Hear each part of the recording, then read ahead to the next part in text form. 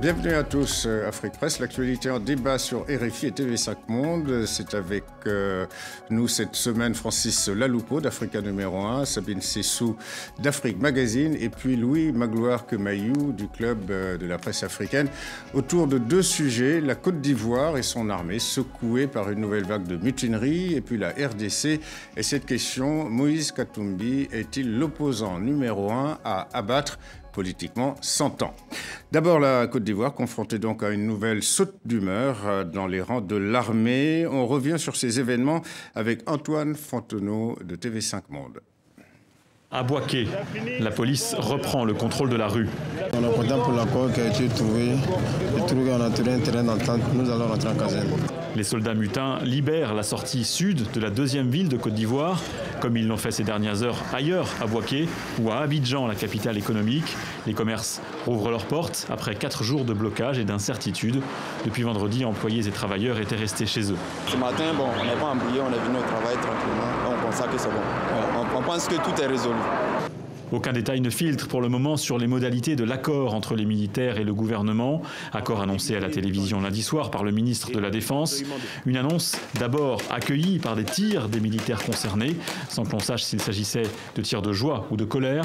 Les mutins réclamaient l'application d'un premier accord financier signé au début de l'année. Les reliquats de primes promis pour le mois de mai n'avaient pas encore été versés. Cette somme, il va décaisser, va encore engendrer autre grève. C'est-à-dire que les fonctionnaires, les autres armées encore vont s'élever encore pour faire la même chose. Donc franchement, ça ne va pas. Si le gouvernement semble avoir cédé rapidement, c'est que le mouvement commençait à s'étendre dans le sud-est du pays notamment. Les incidents ont fait 1 mort et au moins une vingtaine de blessés. Voilà, le bilan est passé à 4 morts, le bilan officiel donc de cette mutinerie en Côte d'Ivoire. Le pouvoir du président Alassane Ouattara soumis à de nouvelles pressions militaires. Quelques centaines de mutins sont donc sortis pendant 4 jours de leur caserne et à travers le pays.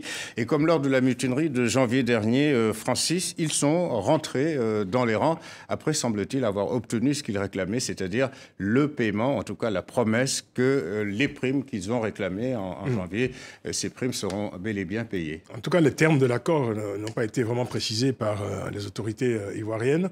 Toujours est-il que, on peut constater que... En tout cas, un certain nombre de militaires ont dit que cet argent sera payé. D'autant qu'ils n'avaient qu'une revendication, c'était celle-là, c'était une revendication financière.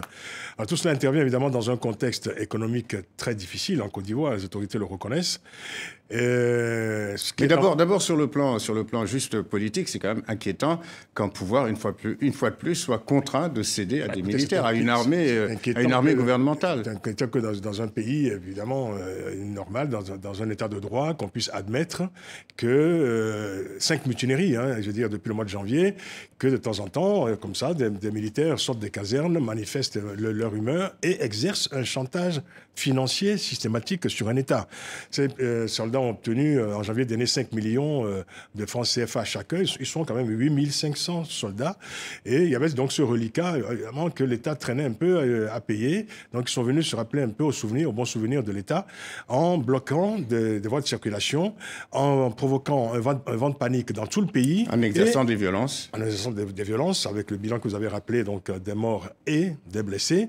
Alors, la question qui se pose aujourd'hui, c'est de savoir si l'État va se contenter de payer cette dette, qui est une dette toxique quand même, qui date quand même de l'époque de la rébellion, et laisser impunis les crimes, les actes délictueux qui ont été commis par ces soldats pendant 4 jours dans le pays. Sans compter l'image que la Côte d'Ivoire renvoie d'elle-même, une image abîmée avec ces mutineries à répétition.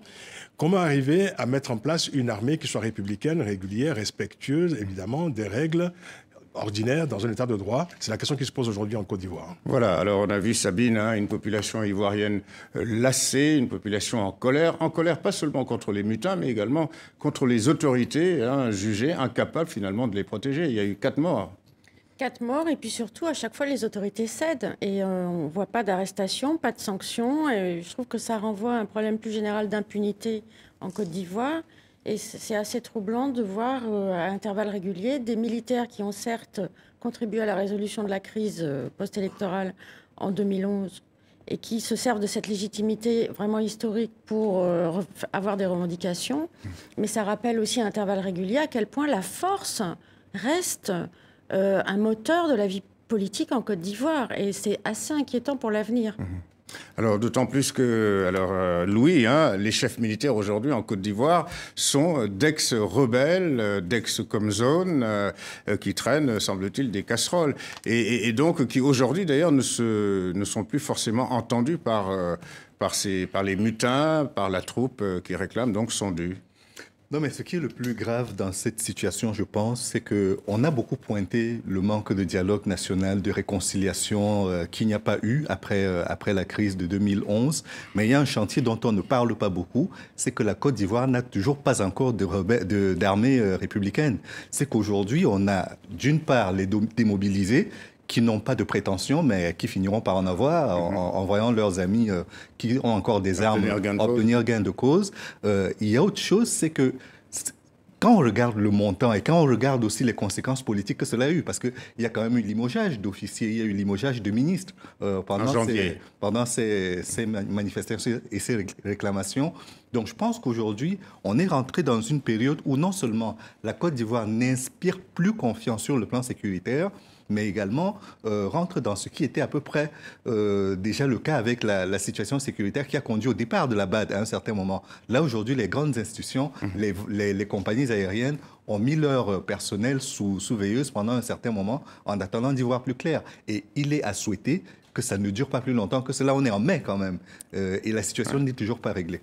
Voilà. Alors, certains dirigeants ivoiriens tentent de minimiser cette mutinerie en parlant de tensions sociales, mais certains commentateurs ont une lecture beaucoup plus politique en soulignant que les mutins sont d'ex-rebelles issus des forces nouvelles.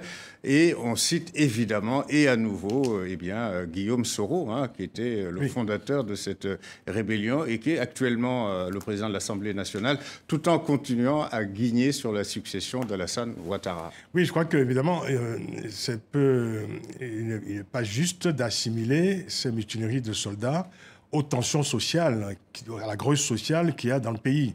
Il s'agit d'un cas d'une situation tout à fait particulière et singulière. D'ailleurs, on demande aux fonctionnaires qui sont en grève de la patience, voire des sacrifices, et il suffit que des soldats, évidemment, pointent des armes sur des populations pour obtenir gain de cause. Il s'agit d'une dette toxique qui date de l'époque de la rébellion. Cette dette n'a pas été contractée au nom de l'État ivoirien. C'était un deal qu'on peut considérer, évidemment, l'histoire reste à écrire.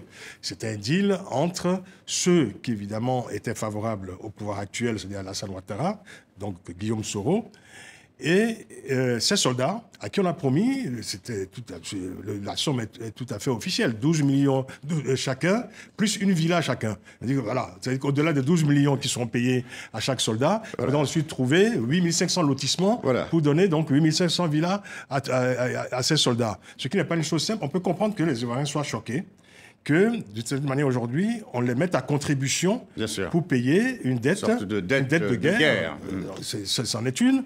Alors, il y avait l'autre promesse qui était une promesse politique. Il n'avait pas donc été assimilé à l'époque. Et puis, il y avait l'autre promesse qui était une promesse politique, une promesse faite à Guillaume Soro, semble-t-il. Il n'y a pas d'écrit, il n'y a pas de contrat de signé par Alassane Ouattara. Mais en tous les cas, tout le monde le donnait comme le successeur naturel, entre guillemets, d'Alassane Ouattara. Et compte tenu de la configuration aujourd'hui du pouvoir en Côte d'Ivoire, ce n'est pas le cas, Sabine. Mais on retourne dans les travers de la politique ivoirienne, c'est-à-dire que tout tourne autour de la question de la succession qui n'est jamais réglée et qui ouvre des possibles crises pour l'avenir. Depuis la disparition de Houphouët-Boigny, c'est quand même un mal récurrent en Côte d'Ivoire qui n'est pas prêt d'être soigné. Alors, que dire d'autant plus que la réconciliation nationale est toujours en panne. Elle n'a pas commencé. Elle n'a même pas commencé. Il y a eu une commission qui a été mise sur pied, qui a fait son travail, qui a rendu sa copie. Mais cette copie, on ne sait pas ce qu'elle est devenue jusqu'à aujourd'hui. Et puis à côté de cela, sans prendre la défense de qui que ce soit, je pense qu'il serait difficile aujourd'hui de voir Guillaume Soro, après l'épisode du Burkina Faso, s'aventurer dans un coup d'État ou une tentative de coup d'État.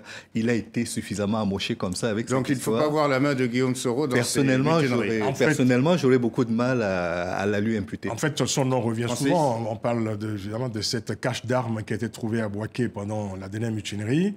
Une cache d'armes qui a été trouvée dans le domicile du chef de protocole de Guillaume Guillaume Soro. Du coup, le nom de Guillaume Soro, évidemment, remonte à la surface, mais il semble qu'il soit de très mauvaises politiques de la part de Guillaume Soro de se mêler de ces mutineries. Je pense qu'il a un autre agenda qui est effectivement celui de la succession. Nous avons aujourd'hui en Côte d'Ivoire, en fait, depuis 6 ans, les résultats économiques de Alassane Ouattara ont masqué, je dirais, les comptes mal soldés de la crise électorale, de la crise qui a secoué le pays. Parlons plutôt de chiffres macroéconomiques. Les chiffres macroéconomiques, bien sûr. Avec les taux de croissance spectaculaires, qui ne profitent pas évidemment. Aujourd'hui, c'est la récession, la chute du cacao. Et puis, il y a ces contrats informels qui ont été finalement contractés, qui ont été établis pendant la rébellion entre Alassane Ouattara et ses associés, dont Guillaume Soro.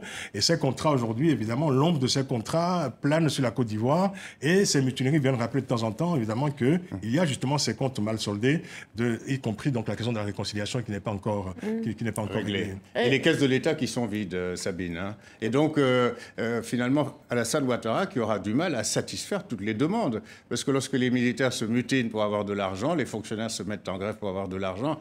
Bref, c'est sans fin. Oui, bien sûr. Enfin, en un mot, c'est le bazar. Voilà, il n'y a que ça à dire. C'est le bazar. C'est le bazar en Côte d'Ivoire. C'est dommage, mais je ne suis pas tout à fait d'accord avec ce qu'a dit Louis tout à l'heure. Sur la responsabilité de Guillaume Soro. Oui, parce que comment oublier le rôle qu'il a joué dans la crise, après la crise, et comment oublier... Deux arguments contre cela. Il a été Premier ministre de Gbagbo avant de devenir ministre de la Défense et Premier ministre de Deux arguments, non pas pour le dédouaner, mais rappelons-nous quand même que son prédécesseur, qui avait été le porte-parole avant, est mort dans des circonstances quand même assez troubles. La deuxième, c'est que la Côte d'Ivoire sort d'une crise dont personne ne veut plus. Aujourd'hui, faire un coup d'État en Côte d'Ivoire, c'est se mettre la corde au cou pour je ne sais plus combien d'années. Il n'a pas besoin de faire de coup d'État, il a juste besoin de rappeler qu'il maîtrise la force. Il n'a pas besoin de faire de coup d'État, c'est un rapport de force. Vous êtes, Francis? Enfin, c'est un rapport de force crapuleux quand même dans un état de droit, parce que on a quand même là une revendication qui, je dirais, rappelle plus c'est une forme de délinquance au fond, cette mutinerie, hein, et ce chantage exercé. Mais apparemment, ça n'a pas été traité comme tel. En fait, l'enjeu aujourd'hui, le défi de l'État, c'est de trouver les mots qu'il faut et de poser les actes qu'il faut pour convaincre les Ivoiriens que son autorité, enfin, le pouvoir devrait convaincre ses concitoyens que son autorité n'est pas émoussée par ces mutineries. Parce que ces mutineries ont quand même, pour conséquence, je crois que c'est la première conséquence, c'est de fragiliser l'autorité de l'État. Et c'est à l'État aujourd'hui, évidemment, de montrer sa capacité, je veux dire, à enrayer durablement ces mouvements d'humeur qui sèment quand même la panique dans un pays et qui provoquent des blessés et des morts. Et qui n'incitent pas les investisseurs à venir. Voilà. Et puis, se pose finalement la question de la réforme. Je vais vous en parler de la réforme de l'armée. Alassane Ouattara l'avait promis. Cela fait maintenant, il en est à son second mandat. Il souhaitait évidemment de donner à nouveau aux Ivoiriens une armée digne de ce nom, une armée républicaine. Et ça, c'est un chantier qui n'est pas facile. Ça veut dire qu'il faudra faire un énorme ménage au sein de cette armée telle qu'elle se présente aujourd'hui. Un casse-tête. Juste un dernier mot, Sabine, les troupes françaises déployées en Côte d'Ivoire, à Port-Bouët, ne sont pas intervenues.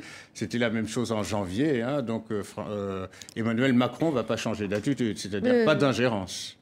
J'espère pas, il manquerait plus que ça, que la France s'en mêle.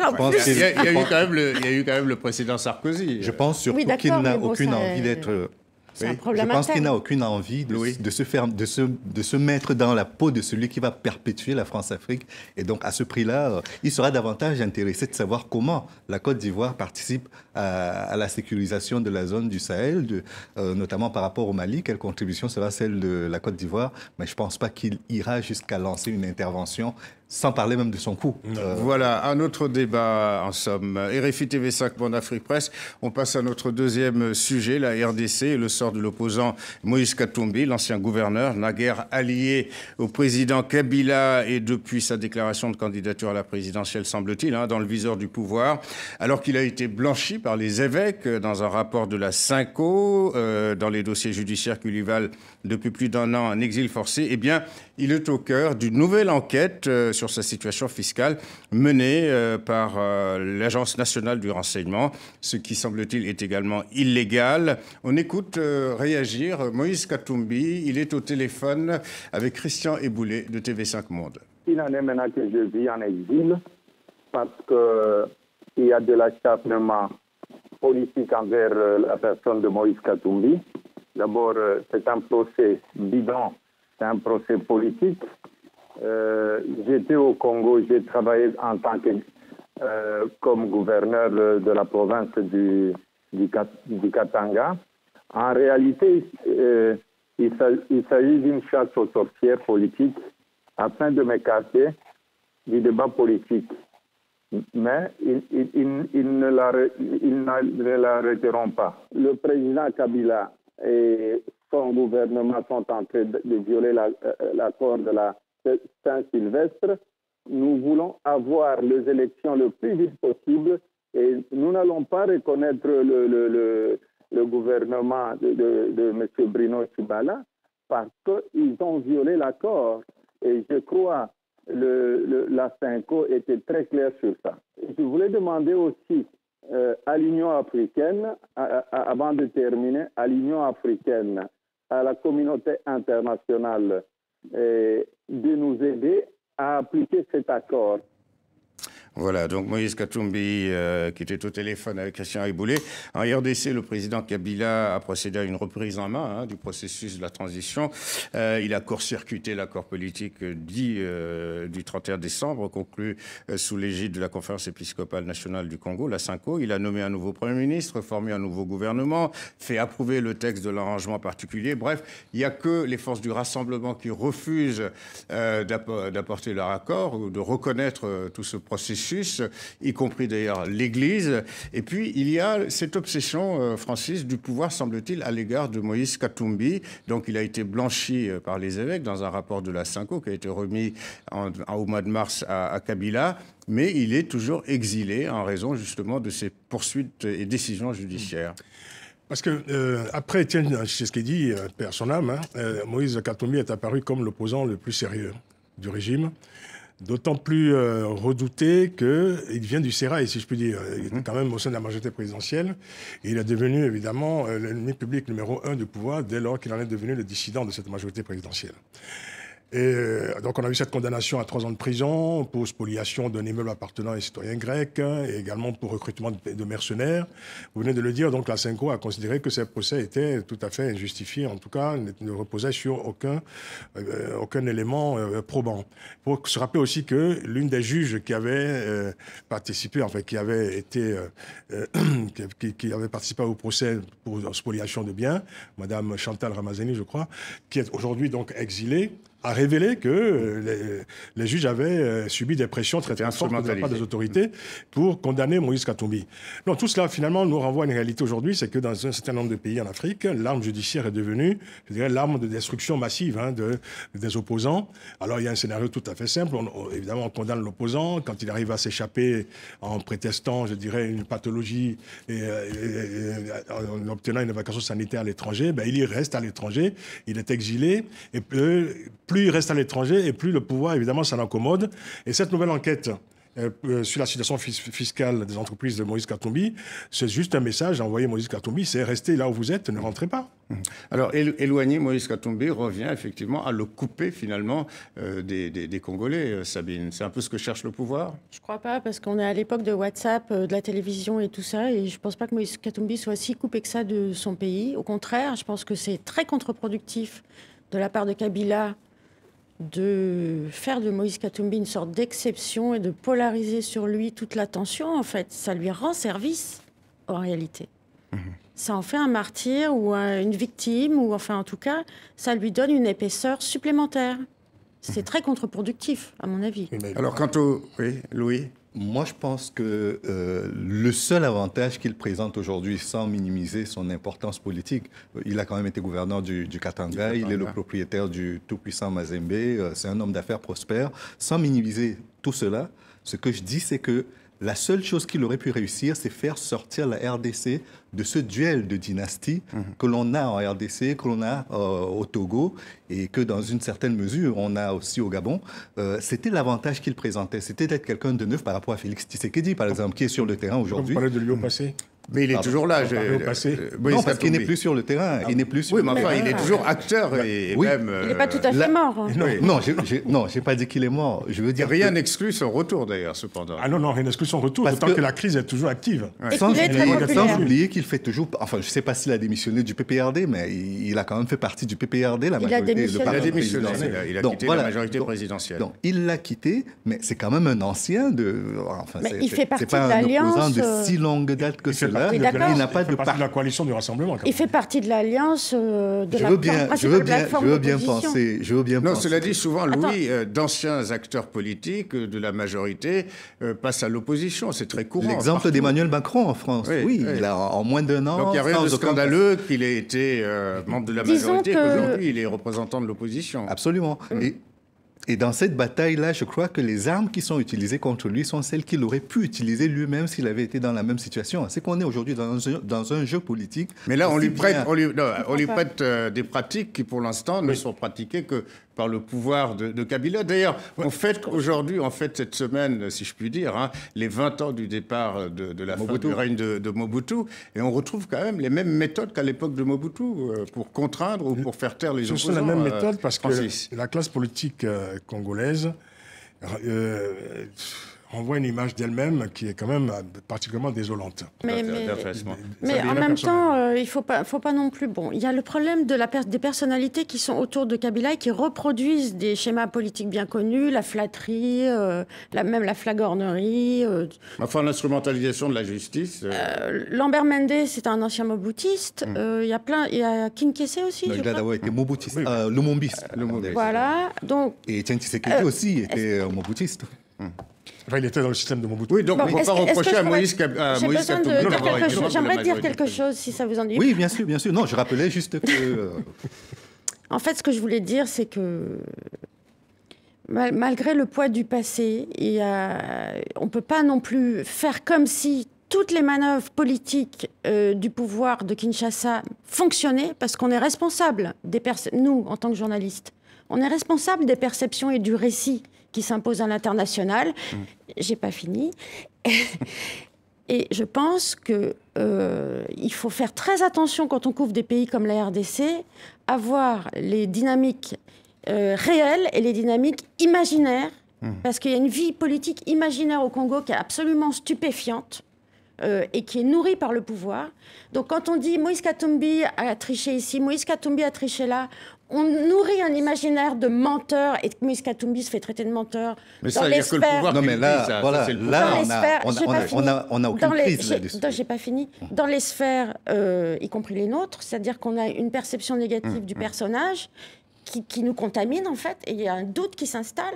Et quand on va sur le terrain et qu'on regarde un peu les dynamiques réelles qu'il y a sur le terrain, on se rend compte qu'il n'y avait pas de problème entre Moïse Katumbi et Etienne Tshisekedi de son vivant.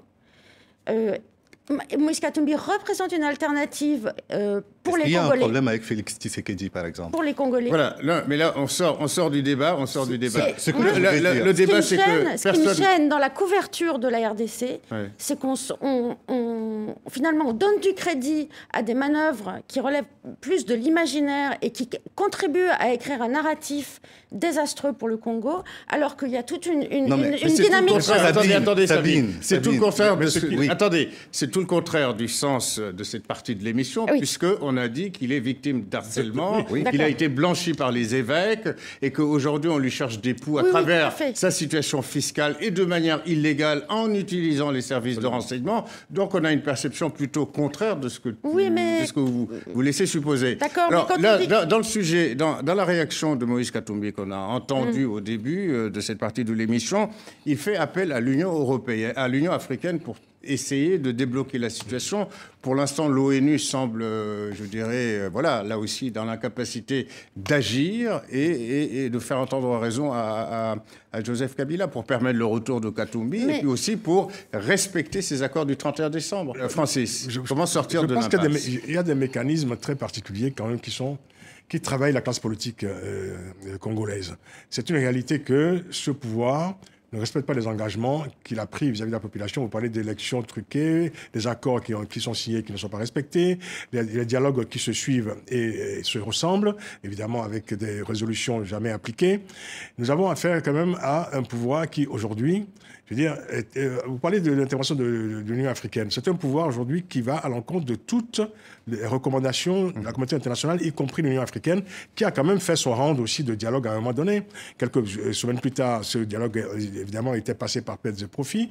Et il y a eu ce nouveau dialogue du 31 décembre 2016 qui aujourd'hui aussi, au fond, n'appartient plus qu'à une opposition qu'on dit radicale, c'est-à-dire le rassemblement. La vraie question, et celle-là n'est pas imaginaire, Sabine, c'est que nous avons une crise interminable et qu'il y a un agenda du pouvoir qu'il est en train d'imposer à la fois à sa population et à la communauté internationale, c'est-à-dire la mise en place des mécanismes permettant à M. Joseph Kabila de se maintenir indéfiniment au pouvoir, y compris d'un référendum qui se profile à l'horizon. Voilà, c'est la fin de cette émission. Malheureusement, on aurait pu continuer le débat, notamment autour de la RDC. Merci Sabine Sessou, merci Francis Laloupo et à vous, Louis Magloire Kemayou, ainsi qu'aux équipes techniques et rédactionnelles de cette émission. Vous pouvez retrouver cette édition d'Afrique Presse sur les sites internet de RFI et de TV5 Monde. Grand merci de votre fidélité à Afrique Presse et à la semaine prochaine.